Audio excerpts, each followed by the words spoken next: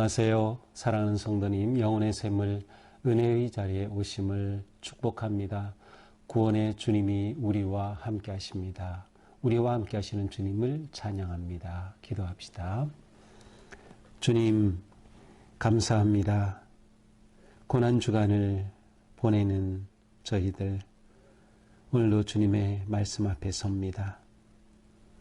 우리를 사랑하셔서 구원하시려고 걸어가신 주님의 그 십자가의 길을 묵상하고 또 그 말씀을 대할 때 오늘도 주님의 그 말씀이 우리의 심령을 새롭게 하고 주님의 그 크고 놀라우신 구속의 은혜를 깊이 깨닫고 체험할 수 있도록 우리의 마음을 열어 주시옵소서.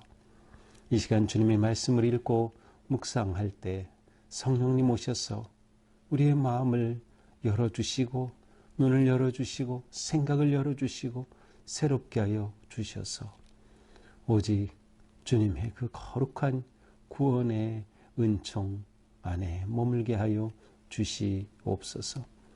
주시는 말씀 깨달아 온전히 순종하며 나아갈 수 있도록 이끌어 주시옵소서. 예수님 이름으로 기도합니다. 아멘.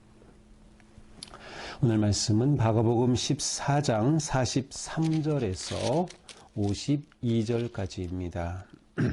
예수께서 말씀하실 때에 곧 12 중에 하나인 유다가 왔는데 대제사장들과 서기관들과 장로들에게서 파송된 무리가 검과 몽치를 가지고 그와 함께 하였더라. 예수를 파는 자가 이미 그들과 군호를 짜 이르되 내가 입맞추는 자가 그이니 그를 잡아 단단히 끌어가라 하였는지라. 이에 와서 곧 예수께 나와 라삐여 하고 입을 맞추니 그들이 예수께 손을 대어 잡거늘 곁에 서 있는 자 중에 한 사람이 칼을 빼어 대제사장의 종을 쳐 그 귀를 떨어뜨리니라. 예수께서 무리에게 말씀하여 이르시되 너희가 강도를 잡는 것 같이 검과 몽치를 가지고 나를 잡으러 나왔느냐. 내가 날마다 너희와 함께 성전에 있으면서 가르쳤을 때 너희가 나를 잡지 아니하였도다. 그러나 이는 성경을 이루려 함이니라 하시더라. 제자들이 다 예수를 버리고 도망하니라. 한 청년이 벗은 몸에 배에 홑이불을 두르고 예수를 따라가다가 무리에게 잡힘에 배의 홑이불을 버리고 벗은 몸으로 도망하니라. 아멘. 마침내 예수님께서는 잡히시게 됩니다. 이 예수님의 체포되시는 배경에는 예수님의 제자였던 유다가 자리하고 있습니다. 유다는 이미 예수님을 팔아넘길 그런 계획을 가지고 대제사장들 만났고 또한 어떻게 예수님께로 그들을 인도할지를 다 짜놓았습니다. 오늘 말씀은 이렇게 시작되죠. 예수께서 말씀하실 때 앞에서 제자들은 예수님께서 깨어 기도하라 라고 했지만 그들은 눈이 너무 무거워져서 기도하지 못했어요. 이렇게 그들은 예수님의 순환을 맞이하게 됩니다. 이후에 예수님 말씀하시는 중에 12 중에 하나인 유다가 예수님께로 옵니다. 대제사장들과 서기관들과 장로들에게서 파송된 무리가 함께 왔어요. 아마도 이 무리는 성전 경비병으로 보입니다. 왜냐하면 대제사장, 서기관들, 장로들은 바로 성전과 관계된 그러한 종교 지도자들이었고 또 성전을 관리하는 그러한 경비병들을 두고 있었기 때문이죠. 그들이 온 모습은 무엇입니까? 검과 몽치를 가지고 왔습니다.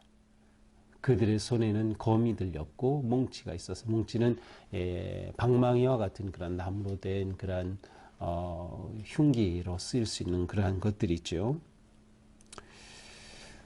손에 몽치를 들었다라고 하는 것은 그 당시에 건달, 깡패, 강도들의 그런 모습을 나타내는 겁니다. 예수님을 이렇게 잡으러 왔습니다.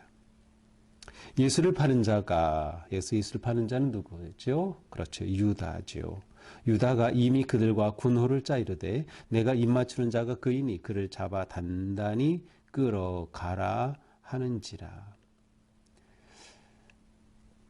이곳은 겟세마네 동산이고 어두운 시간이었기 때문에 어쩌면 예수님이 누구인지 분간하기 좀 어려울 수도 있고요. 또 여기에 온 이 모든 무리들은 이 경비병들과 이 대제사장들, 대제사장들 이런 사람들은 가능한 한 조용히 예수님을 잡아가고자 했을 겁니다.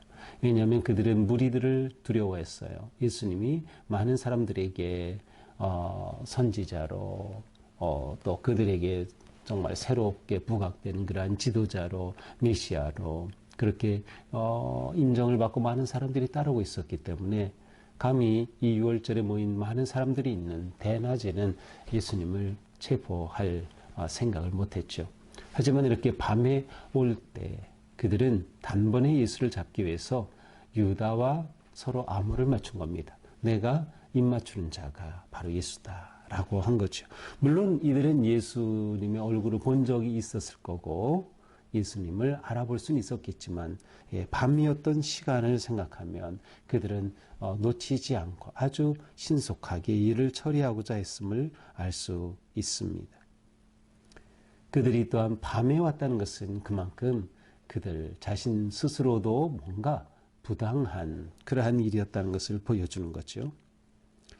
유다가 예수님께 다가와서 라비요, 선생님이라고 하면서 입을 맞춥니다. 입을 맞춘다라는 것은 이것은 존경과 사랑의 표시죠.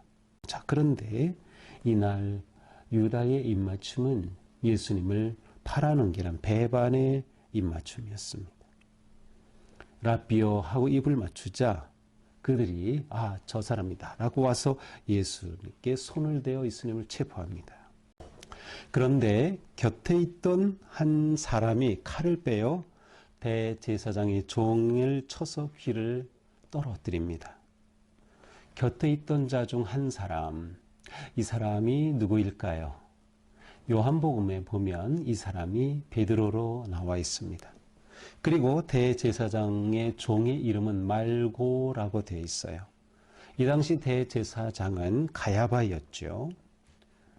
종은 종이기도 하고 대리자라는 의미도 있어요. 비서관일 수도 있고요. 우리로 치면. 어쨌든 이렇게 베드로가 이 순간 칼을 빼가지고 이 종의 귀를 잘라서 귀가 땅에 떨어졌습니다. 베드로가 사용한 이 칼은 보통 우리 생각할 때는 긴 검처럼 검을 확 휘둘러서 자른 거였지만 실제로 이 칼이라고 하는 단어는 마카이라라는 단어인데 이것은 단검입니다. 그래서 한 15cm 정도 되는 그러한 검이에요. 그러니까 제가 상상해 보니까 좀 베드로가 특별하게 행동했어요. 왜냐하면 이 단검은 귀를 자르듯이 이렇게 귀게 휘두르는 게 아니라 찌르는 거거든요. 그런데 귀를 이렇게 쳤다라는 것을 보면 어쩌면 이렇게 예수님을 잡으려고 손을 이렇게 잡고 있는 것들을 뿌리치게 하려고 이렇게 내리친 것이 아닌가 하는 그런 생각을 해봤어요. 자, 어쨌든 이렇게 베드로가 이 말고라고 하는 한 종의 귀를 떨어뜨립니다. 이제 마가복음에서는 이 부분에 대해서는 자세히 다루지 않아요. 하지만은 이제 마태나 누가 요한복음에 보면 예수님께서 이 순간 베드로에게 하신 말씀이 있어요. 요한복음에서는 칼을 칼집에 꽂아라 이렇게 말씀을 하셨고 누가복음에서는 이것까지 참아라 라고 말씀하셨고 마태복음에서는 칼을 가지는 자는 칼로 망한다 이러한 말씀을 하셨어요. 각각 좀 다른 말씀을 하셨죠. 그럼 마가복음에는 이 내용은 빠져 있어요. 그것은 이 이야기에서 초점은 베드로가 그렇게 한 것보다는 유다의 배반에 더 초점을 두고 예수님이 체포되시는 그 모습에 초점을 두기 때문이죠. 자, 이때 예수님께서 말씀하시죠. 너희가 강도를 잡는 것 같이 검과 몽치를 가지고 나를 잡으러 하느냐. 내가 날마다 너희와 함께 성전에 있으면서 가르쳤으되 너희가 나를 잡지 아니하였도다. 그러나 이는 성경을 이루려 함이니라. 아니 내가 대낮에 예루살렘 성전에서 그렇게 있을 때 그때는 왜 나를 잡지 않고 이 밤에 왔느냐? 이들 밤에 온 이유가 있었죠. 그러나 예수님은 말씀하셔요. 이 모든 것 너희가 권력이 있고 너희가 힘이 있어서 나를 잡아가는 것 같지? 그러나 그게 아니다. 이 모든 것은 성경을 이루려 함이니라. 이 모든 것은 하나님의 섭리와 예수님의 하나님의 뜻에 대한 그 순종의 역사 가운데 있는 거예요. 이것은 하나님의 뜻을 이루어가는 한 과정이다. 성경을 이루려 함이니다. 하나님의 구원의 역사임을 예수님은 말씀하십니다. 자, 그런데 이러한 순간 예수님이 체포되시자 제자들은 어떻게 됩니까? 50절에 보니까 예수를 버리고 도망하니라. 예수를 버리고 그냥 도망한 게 아니고 예수를 버렸다. 이런 표현이에요. 그들은 예수님을 버렸습니다. 그리고 도망하였습니다. 바로 기도하지 않은 결과입니다. 앞에서 예수님은 너희가 시험에 빠지지 않게, 시험에 들지 않게 기도하라고 하셨지만 이들은 기도를 하지 않았어요. 그러니 자기의 힘을 의지하고 자기의 욕망 가운데 누가 높은 자리에 앉을까 서로 다투게 하던 그들이 이렇게 되자 예수님을 버리고 도망한 것입니다. 이렇게 본다면 유다나 베드로나 야고보나 요한이나 다 매한가지죠. 예수님을 버리고 도망한 겁니다. 여기에 마가는 아주 특이한 한 장면을 기록해 놓고 있습니다. 이것은 이제 마가복음에만 나오는 모습인데요. 51절, 52절에 보니까 한 청년이 이렇게 배에 혼이불을 이렇게 두르고 있다가 예수님을 따라왔던 거죠. 이 자리에 같이 겟세마네. 그런데 예수님이 이렇게 체포되는 것을 보고 그 사람이 이제 혼이불을 덮고 있던 겉옷을 벗어버리고 알몸으로 급하게 이제 도망했다라고 나와 있어요. 굳이 이 모습이 여기에 기록된 것은 또 이 사실이 있었다는 것을 누가 알았을까 하는데, 그래서 도대체 이 청년이 누구냐? 아마 이 마가복음을 기록한 그 마가 자기 자신이 아닐까. 왜냐하면 여기 청년이라고 하는 이 단어는 굉장히 어리다는 뜻이에요. 청소년, 청년 그런 모습. 그래서 마가가 어렸으니까 그렇게 또 추측할 수도 있는데, 그러나 이것은 추측일 뿐입니다. 무엇으로도 확정할 수 없는 그런 상상일 뿐이죠. 자, 이것이 오늘의 말씀입니다. 자, 오늘 말씀을 보면서 우리는 유다가 예수님을 배반한 그 아주 극적인 장면, 그리고 그 상황 속에서 예수님이 순순히 체포되시는 그러한 큰 그림을 보게 됩니다. 우리는 이 유다의 키스가 굉장히 우리의 마음에 무겁게 다가옵니다. 원래 키스는 사랑과 존경의 표시이죠. 그래서 지금도 누군가를 진정으로 존경한다라고 하면 볼에 키스하기도 하고 아니면 손등에 키스하기도 하죠. 저도 필리핀에 단기 선교 갔을 때, 깜데네 갔을 때 거기에서 그곳에 있던 그 성도들이 예배 후에 저에게 와서 손에 이렇게 입을 맞추고 존경하는 그러한 표시를 한 경험이 있어요. 자, 그런데 유다의 키스는 이 아름답고 거룩한 키스가 아니라 배반의 키스였습니다. 이것은 꼭 유다만이 아니죠. 바로 우리의 모습이기도 합니다. 우리는 우리 입으로 주님을 찬양한다고 하고 또 주님 사랑한다고 고백하기도 하고 그렇게 예배도 하지만, 그러나 우리도 모르는 사이에 주님을 인정하지 못하고 주님을 부정하고 주님을 부인하며 불순종의 삶을 사는 우리이기 때문이죠. 우리에게도 유다와 같은 주님을 배반하는 그런 모습이 있지 않은가. 또한 제자들처럼 주님을 버리고 떠나는 거죠. 내 뜻과 다르다고, 내 목적과 다르다고 주님을 버리는 거죠. 예수님은 제자들이 함께 있기를 원하셨어요. 우리가 앞에서 봤지만 마가복음 처음에 제자들 부르실 때 그들이 함께 주님과 함께 하도록 그들을 부르셨다고 되어 있어요. 이것이 예수님이 원하셨던 거지만 결국 그들은 주님을 다 버리고 도망하고 말았습니다. 제자들에게 이러한 일이 일어난 것은 주님의 말씀에 순종하지 못한 때문이죠. 우리도 우리의 삶을 돌아보면서 정말 내 삶이 주님을 배반하고 주님을 버리는 삶은 아닌가. 그래서 우리는 진정으로 주님을 사랑하고 온전히 따르는 삶을 위해서 늘 깨어 기도하고 성령님을 의지해야 한다. 우리의 인간적 결단과 인간적 의지와 인간적인 생각만으로는 이뤄낼 수 없기 때문이죠. 그래서 우리는 끊임없이 나의 연약함을 인정하고 나의 부족함을 인정해야 하는 것입니다. 검으로는 이길 수 없는 겁니다. 기도로 이기는 것이죠. 우리의 삶이 끝까지 주님을 의지하고 사랑하며 주님과 함께하는 그러한 믿음의 길이 되어야 할 것입니다. 또한 우리는 예수님께서 무기력하게 잡히시는 모습을 봅니다. 여기서 예수님이 그동안 행하시던 그 기적과 치유와 능력은 다 어디로 간 거죠? 예수님이 한 말씀만 하셔도 될 텐데, 그러나 예수님은 순순히 체포되신 겁니다. 이 모든 것을 보면 사실은 예수님이 이 모든 것의 주인이고 주도하신 것 같은 그런 느낌을 우리가 받습니다. 예수님이 그렇게 허락하신 겁니다.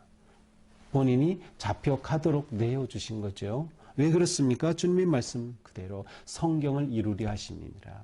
예수님은 오직 아버지의 뜻을 이루기를 원하셨던 거예요. 아버지의 뜻. 그래서 아버지의 뜻을 온전히 이루어 온 세상을 구원하시려는 그러한 놀라운 일을 위해 스스로 낮아지시고 무기력해지신 거죠. 이것이 진정한 사랑의 모습입니다. 사실 우리들도 우리 부모들을 보면 자식들을 사랑하기에 스스로 무기력해지죠. 스스로 고난의 길을 걷죠. 스스로 약해지죠. 그것이 사랑의 힘인 것 같습니다.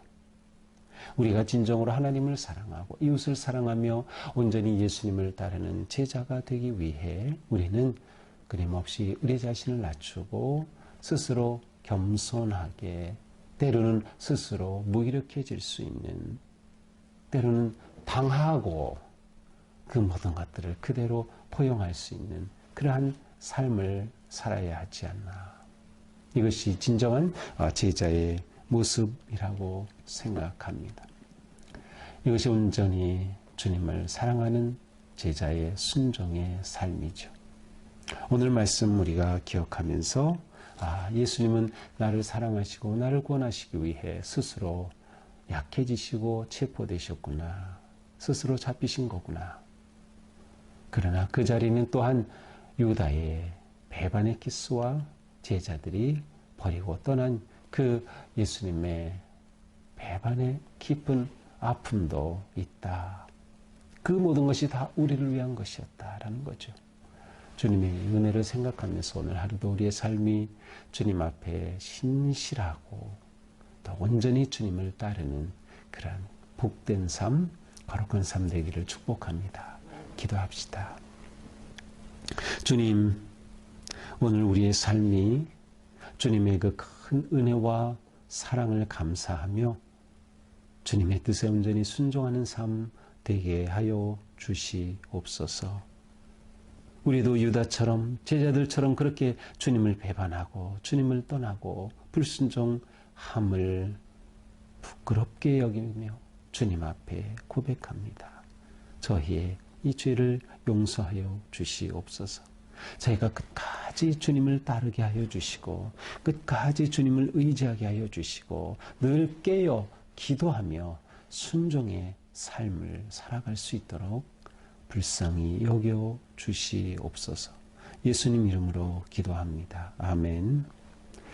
네, 오늘도 주님의 은혜 안에서 우리 삶이 온전히 거룩하고 순종하며 주님을 따르는 그런 삶 되기를 축복합니다. 사랑합니다.